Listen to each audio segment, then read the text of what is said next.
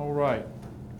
Well, we're having this press conference this afternoon to address some recent disciplinary issues that have occurred within the office here at the Sheriff's Office. In late July, information came to my attention that a number of deputies had engaged in inappropriate conduct while on duty, and a thorough but expedient investigation determined that 6 deputies had indeed engaged in such activity.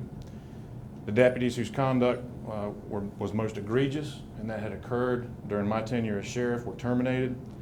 The other deputies who were involved were either suspended or demoted.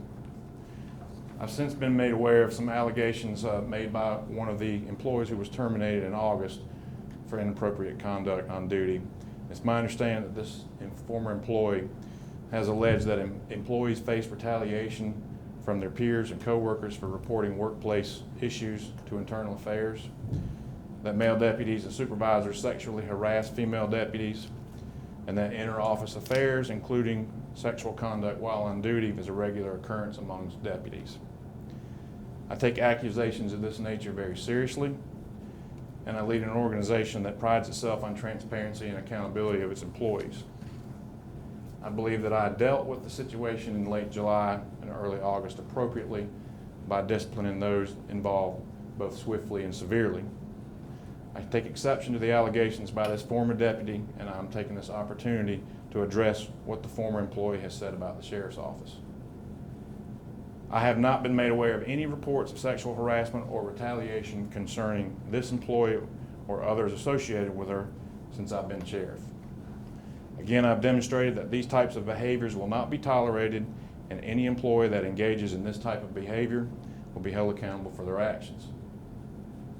Concerning this ex-deputy's allegations of extramarital affairs and sex while on duty, again, in July and early August, the vast majority of that conduct occurred prior to or just shortly after me taking office as sheriff, and when I discovered it, it was dealt with appropriately. Well, I believe that I've made myself clear on how this type of behavior would be addressed. 2 additional deputies recently resigned from the Sheriff's Office after it came to light that they had engaged in sexual activity while on duty in September of this year. You have the information regarding those employees in the packets that were handed out and distributed when you came in. While I disagree with the requirement of the Freedom of Information law that requires me to release these deputies' names, those names are included in that packet. As I did back in August, I implore you, I ask you, each one of you in the media, to not publish the names of the officers that are involved. Reporting the conduct is a matter of public policy, but reporting the names serves only one purpose, and that is to embarrass and humiliate those individuals who've already been punished. There are unintended victims of releasing the names of these officers, and that is their family and their friends. It's my honor to serve the citizens of York County. I take my oath of office very seriously and my obligation to the public very seriously. Each day, more than 300 of your community citizens report to this building and work to try to make York County a safer community. And together we work extremely hard to make that happen. I've demonstrated that when allegations of impropriety arise, that I act swiftly and fairly when disciplining employees who choose to take advantage of the trust that citizens require of deputies. I assure you again that I will respond accordingly should other acts of misconduct arise in the future. Thank you, and I will entertain some questions. Sheriff, why were these 2 deputies allowed to resign instead of being fired like you handled Deputy Forsyth? Had Deputy Forsyth or the other deputy tendered a resignation, I would have considered it. But did you give them an opportunity like you gave these 2 deputies? They were instructed to submit their resignation or be fired. Did you give Deputy Forsyth and ask her for her letter of resignation? I'm not aware of them being instructed to resign or be fired. So Had they tendered a resignation, I would have considered it. But I'm asking, was Deputy Forsyth and the other deputy fired in August, given the same opportunities and the same treatment as the 2 deputies who were offered the opportunity to resign? What I'm saying to you is, I do not know that they were given the opportunity to resign. I got their resignation email from, I believe, Captain Corman. So you don't know how your deputies are being disciplined? I do know how my deputies are You being just said you don't disciplined. know how the I disciplinary do not action know, is being I'm not aware that they were told, given the opportunity to resign. So you don't I know. got their resignation emails. So you don't know how your deputies are being disciplined in one case to the next? I approve the discipline and I review each discipline, so I do know. A termination is different than a resignation. Well, absolutely. A That's why I'm resignation asking is you not why a discipline. one set of deputies were allowed to resign and one set were terminated. Because the allegation has been that you treated them differently. So I'm trying to ask why they were being treated differently. Deputy Forsyth and the other deputy did not offer a resignation. So I therefore couldn't accept it. And when the investigation was complete, I terminated. Sheriff, can you draw some lines between those two cases? Was Deputy Forsyth that provided the tip on what was going on in September with these two recent resignations, these two recent deputies? So was she provided a tip of what? The tip about what was going on in September between the two deputies that just resigned, did that come from former Deputy Forsyth I do not know. information? Okay. Can you also talk a little bit about the other deputies mentioned here, who didn't appear connected, who were terminated, deputies in this packet? In the packet, Yeah. those names and those forms and the paperwork associated are basically a response to a request from WBTV as far as any inappropriate conduct in the discipline that was handed out. But those in connection with these particular cases? Unrelated to Deputy Forsyth. All right, okay. Yes, sir. Sheriff, Andrew Dice from the Herald.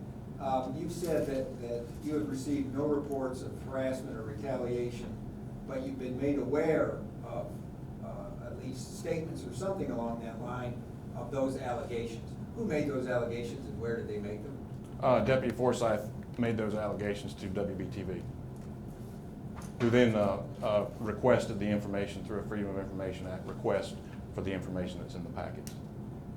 Sheriff, Deputy Forsyth says that as recently as this summer, Captain Carson Neely, quote, begged her to have sex with him and also made inappropriate jokes about wanting to have sex with midgets. Why is it appropriate for your captains to be able to have that kind of behavior that your IA investigators were made aware of and remain captains in this department? I have to take issue with the IA investigators being made aware of that, because I'm not aware of that. So you're not aware of that, or your IA investigators aren't aware of that? I'm not aware of it. I'm So not you're aware saying of it, that and the I don't believe my investigators- IA investigators are aware of it, and I don't believe that was brought up. I don't believe that allegation was brought up during the investigation interview of Ms. Forsyth. So the question remains then, is it appropriate for your senior command staff, Captain Carson Neely, to be propositioning his subordinates, like Sergeant Forsyth, for sex and making sexual jokes about wanting to have sex with midgets while at work? That would not be appropriate, no. So what action? Our issue, my issue with you is I don't believe that was not surfaced, that was not fleshed out in an investigation. So therefore, I can't discipline anybody for something that's not brought up in an So you're investigation. saying you know that, or you're saying you think it wasn't? Because Sergeant Forsyth says that she made that allegation. Well, I'm sure she probably did. You've interviewed a former terminated employee who, in my opinion, wants to mar the reputation of this office further. Why is it marring the reputation of the office to talk about the sex? Are you saying that Sergeant Forsyth is talking about the culture of sexual harassment in your department simply to mar your reputation? No, I'm saying she's a terminated former employee and her motivations may be So different. you're questioning the motivation of someone who says that she was sexually harassed? Not questioning that motivation. No, you just said that she is making these allegations to tar your office. These are sexual harassment, sexual assault allegations. You're saying she's doing that to tar your reputation? Ms. Forsyth was terminated for having sex That on she duty, admitted That she admitted with multiple deputies. That she admitted to? Correct. Including her supervisors, who she says began sexually propositioning her as early as a decade ago when she started with this force. But Is that appropriate? That was not brought up in her interview. She says It's not otherwise. appropriate. Mr. Oshner, it's not appropriate. I've answered your question. Well, is it appropriate for you to say that people who make allegations of sexual harassment are marring the reputation of your office? People who make valid allegations. So you're calling Ms. Forsyth a liar and saying sexual assault victims shouldn't be. I'm saying that that did not come up in her interview with her investigation. that you know of because you were there, or that you don't think because you haven't heard about it? You said two different things. I reviewed the investigation that I'm aware of, that I know of. So you don't know, again. I do know. Yes, sir. Sheriff, I just want to make sure that we're clear here, if I may. There has, with respect to what has been happened in other places, has there been a formal or informal complaint or allegation to the sheriff's office or to in a lawsuit or anywhere else of ongoing sexual affairs and harassment and retaliation against the office? Has there been, is there a formal? By Ms. Forsyth? Or anybody else? No.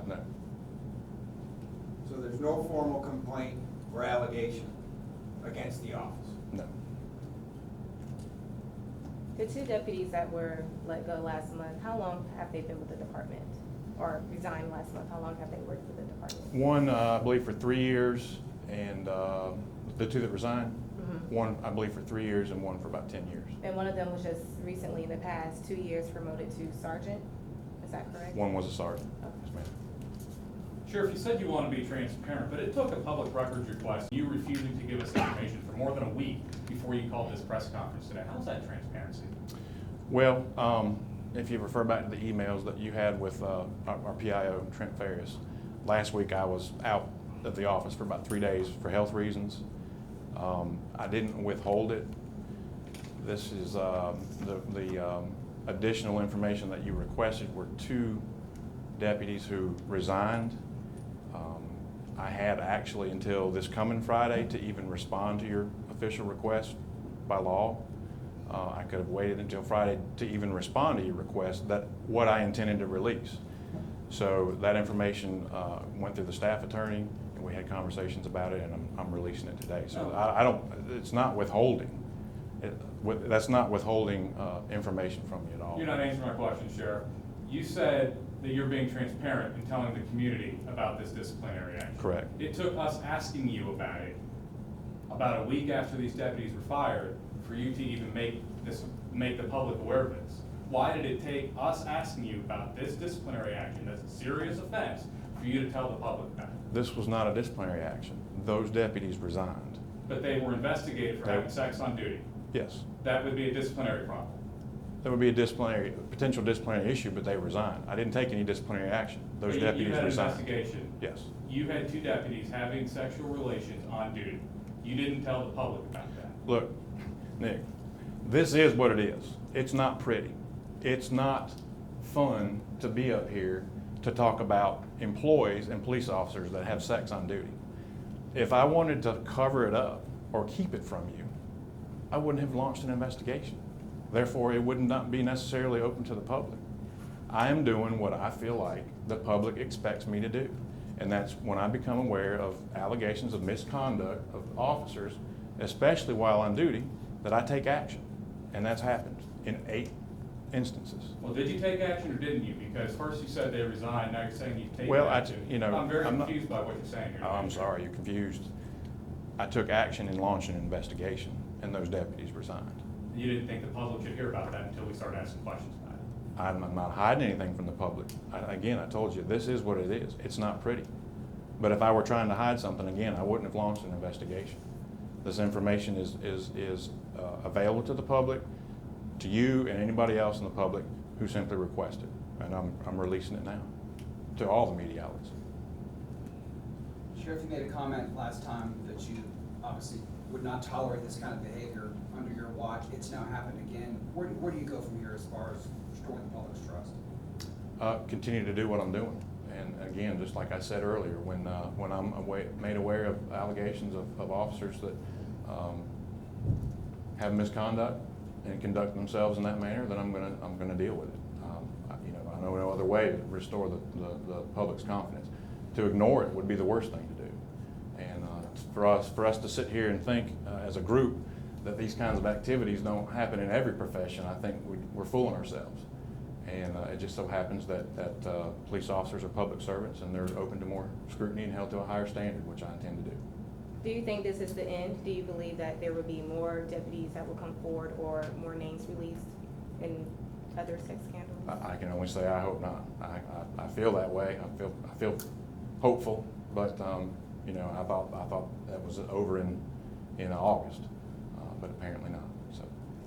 Sheriff, Thank- I have a follow-up, one last if I- question. If I may, I want to make sure that we're clear that the allegation or the investigation that your office launched, Internal Affairs, Professional Standards Bureau, call it what you will, was concerning sexual relations while on duty, correct? Correct. And that was what led to the resignation, correct? Correct. And I want to again make sure we're clear, was an ultimatum or any kind of option given to this new set of two persons to resign or be dismissed? I don't know what the conversations with whoever it was that made contact with them. I didn't personally make contact with them. I will tell you, had they not have resigned, I would have terminated them, just like the others were terminated. Thank you all.